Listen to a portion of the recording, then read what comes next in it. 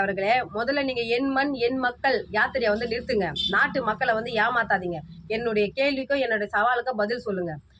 Black மணியா white மணியா மாத்தி அந்த ஒயிட் மணியை வந்து அரசு பணத்திலேயே வந்து ட்ரிபிள் மணியா மாத்துற வித்தையை வந்து பாஜகவுடைய மாநில மகளிர் அணி மாலினி ஜெயச்சந்திரன் அவர்களை வச்சு பாஜக இந்த வித்தியை செய்யறதை நாங்கள் கண்டுபிடிச்சிட்டோம்.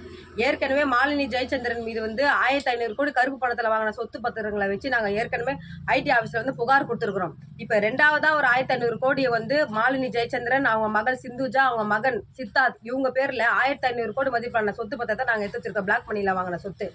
உங்களுக்கு உண்மையா நீங்கள் ஐபிஎஸ் படிச்சிருந்தா, உண்மையா உங்களுக்கு ஐபிஎஸ் மூளை இருந்தா, உண்மையா உங்களுக்கு ஐபிஎஸ் படிச்சதுக்கான திறமை இருந்தா, உங்களுக்கு தில்லு திராணி இருந்தா, நீங்க உங்களுக்கு டைம் தர 7 நாட்களுக்குள்ள அந்த 1500 கோடி மதிப்பிலான சொத்து பத்திரத்துங்களோட கண்டுபிடிச்சி நீங்க நாட்டு மக்களுக்கு நீங்க சொல்லுங்க.